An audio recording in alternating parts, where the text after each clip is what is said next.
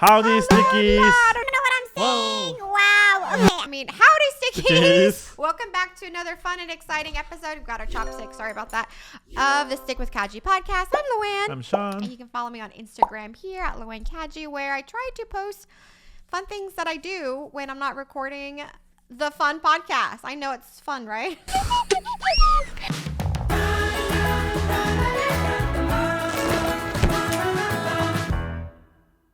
So yeah, let's stick to today's topic, which is the review of Lightyear movie from Pixar, but it is inspired by the Buzz Lightyear toy from Toy Story. So we watched the movie together, right, along with Ryan. So today we're gonna tell you guys just our spoiled review thoughts and feelings. So if you have not seen the movie, click off, after you guys got a chance to watch the movie, and then you watch this video to see if you guys agree with us or disagree with us, so stuff like that. So again, it is a spoiled review. Okay, so first let's do a quick recap on the movie in case you guys want a refresher or if you fell asleep during the movie like somebody did. Okay, I didn't fall asleep until the end, so I just don't remember how it ended. Yeah, so if you're like that, then, watch this section. When you first came in and watched the movie, right, there is a little caption that said, this movie, right, was the movie that Andy watched when he was little, which inspired him wanting to buy the Buzz Lightyear toy.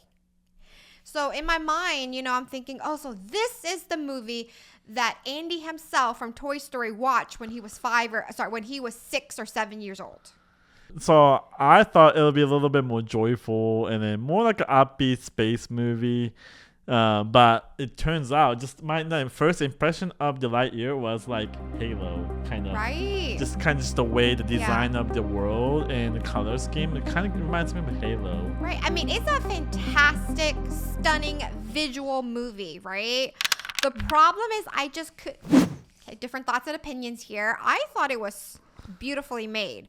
The problem was I just cannot see a 6-year-old loving this movie. Like, this is his favorite movie in the world. I just can't see, unless he's just way mature for his age. I mean, but you think about it, like when the Star Wars, the first one came out, it's something that the grown-ups likes, but then also kids loved it too. The toy sales were great too. True. So I can see maybe the movie itself was kind of made for both parents and kids to love it, but maybe mainly parents. I see. I just didn't see it. I feel as if when you first got in, Buzz Lightyear was already in the Star Command. I was hoping, because I didn't watch the trailer coming in, so in my perspective, I was hoping a movie about how Buzz Lightyear become a space ranger.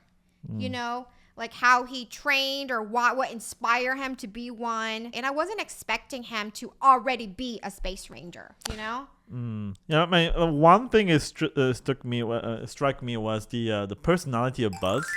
It's very different from the original Toy Story Buzz. And right. I think they intentionally did that because, one is a toy design based on the movie Buzz, so they wanted to differentiate that. That's why the voice actor is different. One is Chris Evans for the newest one, and the other one is Tim Allen, and so they're trying to also make that differentiation. But to me, I don't know, I kind of missed the comedic Buzz from the Toy Story. So I've crash landed on a strange planet. The impact must have awoken me from hypersleep. This one, I feel like his personality is, I don't know, it's just not really memorable. Yeah, this Buzz, the movie Buzz, is a lot more mature, right? And the movie itself is, I feel as if it's more dark tone. And, I guess there's a big debate on why isn't Tim Allen doing the voiceover? Because, from my point of view, I get why they chose Chris Evans, which he did a great job. The problem is, if you're saying that this movie, inspired the toy, right? Even if you get Spider-Man toy or Iron Man toy, a lot of them, has the voice actor in it as the voice, right? So even it depends on the toy, but yeah. Right? Yeah. So even our toys, if we say Red Titan toy, whatever, or Combo Panda toy, it has the actual character's voice in it, not somebody else. Me and Combo, we're gonna go on a camping trip. Woohoo! We've been Okay. I think it's okay because either way, Tim Allen, because time has passed, so he's a lot older than when he originally did the Buzz Lightyear in Toy Story. So for him to play that character Buzz in looks like he's like 30s, right? The Buzz in the recent movie might be a little bit also difficult to match up too. Yeah, true. Okay, so let's recap the summary right quick, and then we can tell you guys our full thoughts and opinion. So Buzz Lightyear, right, was in the Star Command. Him and his best friend Alicia, right, stumble upon this sort of new alien planet, right? And they explore the planet with their new recruit, and then found out that they were uninhabitable life form on there, right? Attacking them. So they had to try to go back to their vessel, but then Buzz kind of, blew up the vessel. And so they have to stay on the planet to try to do some repair. And then in the meantime, while they're repairing everything, they built like a little community there. And Buzz volunteered himself to try to test out the hyperspace, right? And then it was unsuccessful every time. So every time that he tests out the hyperspace, his 4 minutes in space equivalent to 4 years here on this new planet. But, Socks, how long were we gone? Meow, meow, meow, meow, meow. 62 years, 7 months, and 5 days. So hyperspace, he's traveling in a very fast speed, almost like the speed of light. And then I guess while he's doing that, I guess the time he spent on that at the high speed is different from the other people on the planet. So he is, in a way, he's time traveling, right? Yeah. So when he comes back from the mission every time after he fails, the time is different. Already the time had passed on the planet for 4 years, 8 years. Right. Everybody's aging. Right. So his best friend is now married, right? And then he comes back, and now she has a kid, and then she could come back next time, and her son is grown up and has another kid, and so now she has a granddaughter, right? So it's very touching. I feel as if I was Buzz Lightyear. I feel as if I was missing out on everything, because you just come back for these big moments, but where's all the in between? I would feel lonely, is what I'm saying. Yeah, I still didn't get the significance of Buzz trying that mission over and over. I just couldn't really connect it. What he's trying to achieve. He's trying to see if he can achieve light speed or faster than light speed, I guess, to get them home, to get them out of the planet. But every time his mission was unsuccessful. And while he was there, he was introduced to a really cute, robotic cat. Socks is his name. I mean, personally, I think everybody agree he steals the whole movie. Right? He was the cutest thing. The instant he came on screen, I think I went over to Sean, and I was like, oh my God, I'm in love with this character. And it's crazy how there's so many characters on screen, but then a robotic cat steals the show. Socks, you're inhibiting my visual. Oh, sorry. Is this better? Negative. Okay, how about this? I think it was funny because to me, Buzz was trying to save everybody, right, on the planet. But then very soon after he tried a few times on the hyperspeed, a lot of people either died or aged or were they're too old to travel. Right. I was like, I wonder what the motivation afterwards. True, yeah. I think he felt as if it was his fault that they're stuck on this new planet. So I think he's trying his best to just undo or fix his mistakes. So that's what he's trying. But yeah, so because he's, away in space and time has passed, by the time he comes back, it has already been 62 years, right? And then Socks, his robotic friend, kind of cracked the code, the cat figure out the correct ratio, right, of each field that they needed. Yeah, because before the Buzz goes on another mission, another try of the hyperspace, the Socks was like, hey Buzz, can I do something for you? And then Buzz was like, okay, why don't you just do this calculation, trying to figure out if there's a perfect ratio to make this work. And he was just kind of giving that just something for the Socks to do. Right. And then he and Buzz just went on a mission and time travel for many years. And then when he came back, Socks figured it out, because this whole time, many years, Socks was calculating that. And so Buzz took that new crystal, right, with the correct composition and tested out, and it was successful. He finally, right, were able to achieve faster than light speed. But when he came back to the same planet after that, so 22 years have passed by, and once he went to back to the planet, it was invaded by robots and also a new villain named Zurg. Yeah, and it's the same character from the Toy Story 2, the Zurg. Yeah. The nemesis of the Buzz. So that made sense to me, and the kind of visual kind of matched too. Right. And the whole time in the movie, I was like, oh, the Zurg is Buzz's dad, because that's what it Right. was explained on Toy Story 2. Right, because they were trying to do a parody of Star Wars back then, right? The Empire Straight Back. I am your father. So when Buzz was there trying to figure out what's going on, Buzz was introduced to the new colony's defense force, right? And then one of them ended up to be Alicia's granddaughter, Izzy. So I like how the granddaughter had the resemblance of the grandmother. Yeah. Buzz almost thought it was his partner, Right. because Yeah. they look so much alike. Buzz? Alicia? Oh no, that's my grandmother. I'm Izzy. Izzy? I thought it was kind of funny because they're not even qualified to be to be in a mission. They're all amateurs, Yeah, right? they're all volunteers. They volunteer in. And what about you? Well, I thought this was going to be like a fun boot camp workout thing. But it is not. Did I get it? Pretty close. I guess because the new commander, Burnside, had shut down the program. And so they don't have any actual qualified astronauts. So then they team up, and their plan was to destroy Zurg spaceship, right? So which in turn will deactivate all the robots that were there to free up the colony. But then Zurg himself came and captured Buzz and bring Buzz back to the spaceship, which give us the plot twist, right, of the movie. Which, did you see it coming? No, I mean I didn't see it coming, because I thought it's gonna be his dad. The Zurg was Yeah. he's going to be his dad, and then even he was like, dad, when the Zurg's True. face mask opened up, but it was himself Right. from the future. Yeah, so it was an older Buzz featuring an older Socks, right? And Socks was kind of felt kind of bad because Socks was kind of falling apart on the side a little bit. Yeah.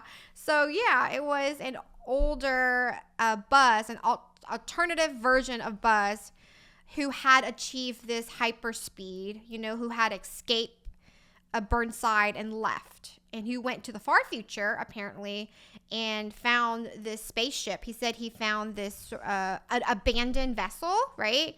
And he kind of took on that persona of Zurg and been traveling. But he was running out of the hyperspeed crystal. Like, his crystal was low on fuel. So his plan was to go back and find the current version of Buzz to steal his hyperspace fuel.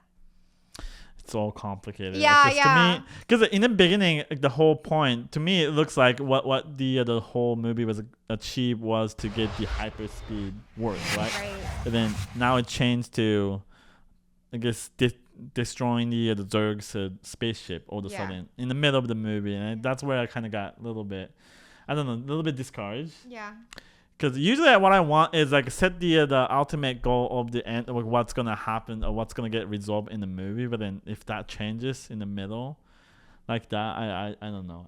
That's where I got a little bit kind of, Right. I don't know, underwhelmed. Yeah. So the whole point is that Zurg, the old Buzz, right? What he wanted was to be able to get enough fuel to go back in time to before they even landed on this alien planet in the first place. And that's how he feels as if he can fix his mistake and they can all find their way home. Wait a minute, wouldn't that only just create the alternate universe, right? Right? You would think. Mm-hmm. You would think, right? But then the current Buzz, the young Buzz, I was confusing. The young Buzz realized that if he does that, then everybody, right, would not exist. Like, everybody from the point of them landing on the planet would not exist. So his friend, Alicia, would not have met her significant other, and then his son would have been born. If his son wasn't been born, then Izzy hasn't been born, and he, been teaming up with Izzy for this whole mission. He got to know Izzy, and so he realized, So they're going off from more of Back to the Future kind of right. theory of the how the time paradox would work, right? Yeah. Okay, interesting. Yeah, so it kind of made me think too, like if you, a lot of time I feel, if I only can go back in time and did this instead, like I always think about what if I didn't, because I don't know if you guys know me, but I mentioned it before. I always think about what if, I didn't take a few years off of college and then went to college when I was supposed to, you know what I mean? And if I did that, and I was like, what if I go back in time and change that? But then if I did that, then I would never have met Sean. And if I never met Sean, I wouldn't have my wonderful kid, Ryan, Emma, and Kate. So it's just very complicated, And so it made me think a little bit, I think, when that scene was happening. So yeah, same. I always wonder, what's my life would be if I stayed in Japan instead? Right, yeah. But then I wouldn't have met you. So. Exactly. Wouldn't have been here recording this podcast together. So yeah, Buzz refused to give the old Buzz the crystal because he didn't want to wipe out the current timeline, right? And then him and his new comrades were able to destroy the ship. Mm-hmm. But the Zurg, the old Buzz, was able to get the crystal. I know this is like a lot here. And Buzz kind of blast the crystal and have like a big explosion. I think that's where you kind of fell asleep a little bit. Oh, you saw me sleeping? Yeah, there's a picture to prove it. So with the fuel gone, right? So Buzz had to land back on the planet, and then the new commander, Burnside, arrested him. So I thought, oh no, what's gonna happen? But then Burnside, what he did was just telling Buzz to kind of revive the Star Command program, and then had him in charge, right? And then he was saying you can pick any one of these candidates, right? And they look all qualified and buff, and I was like, where were they before? But he decided to stick with the new recruits that he been having this fun adventure with instead. So yeah, him and his new team kind of just went off into space together for a new adventure, and that's where it's left off. And then we did not see the post-credit scene, but when I did my research later, one of the post-credit scene that you saw was that Zurg, because after the explosion, you really don't know what happened to him, but it kind of showed at the end that Zurg is alive. Which kind of probably set up for a sequel if there is one. What I was hoping, to be honest, at the end was they somehow tied in to the Toy Story, like maybe they show Andy watching it at the end, or something to just make me feel a little bit more nostalgic than just having a one-liner saying this is the movie that Andy watched and that was it. Because when you watch the Toy Story, I think the appeal, what they're trying to target, the appeal for the adult audience is the nostalgic feeling, right? Yeah. When they watch the Toy Story, they're trying to remember all the memories when they were little, how they're playing with toys. You just don't get that with this kind of futuristic setting of the Lightyear movie. Right. Yeah. It just too looks modern. I don't feel any connection with my childhood memory. Yeah. So I think that's probably also the kind of missing key to it too. Right. And then you're going to tell me, okay, Socks was my favorite character. You're going to tell me that Andy wasn't in love with Socks and only Buzz Lightyear?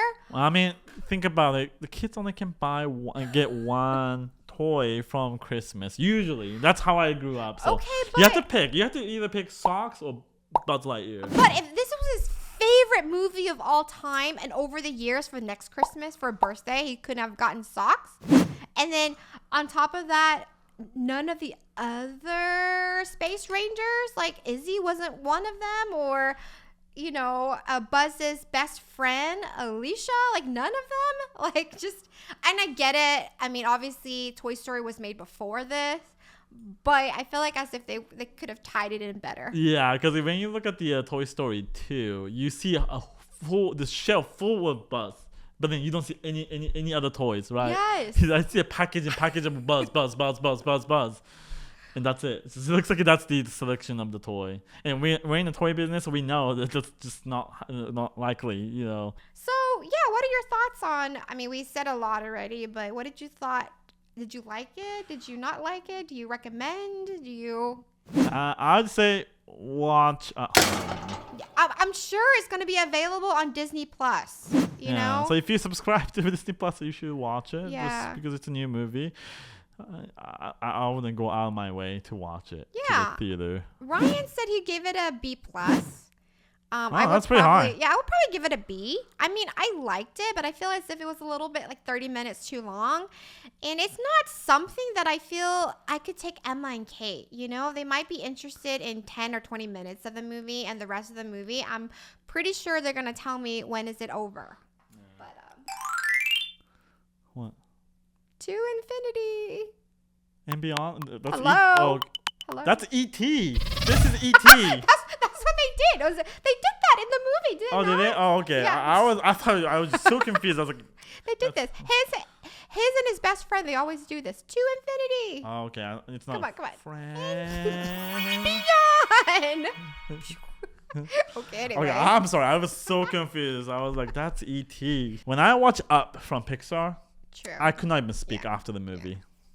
I watched before the Up was started showing. There was the short movie that played before Up, and then I was already crying my eyeballs out. So. Right. So yeah, that is our thought and opinions and feelings on the new Lightyear movie. Yeah, let us know if you agree, disagree, what's your favorite part of the movie, and so on and so forth. All right, so the next part is obviously the sticky word of the day, which is movie, because it's about, watching the movie. So you can go first. Movie in Japanese is Eiga. Eiga. Eiga. Yeah. Eiga. Yeah, this is easy, right? Oh, Yeah. this is easier. Eiga. Eiga. Okay, great. The word for movie in Vietnamese is film. Film? Whoa. Film. Film? Yeah. Film.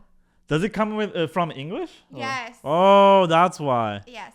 I guess there isn't a Vietnamese actual word, so they borrowed it from the American word or whatever language the word film came from. So, yeah, at least you can say the Vietnamese one. I think it's easy. And yours is, wait. Ega. Yeah, that's right. Yay! All right, thank you so much for watching the Stick with Kaji podcast. If you like it, give us a big thumbs up. For now, bye! See you next Saturday. Have a fantastic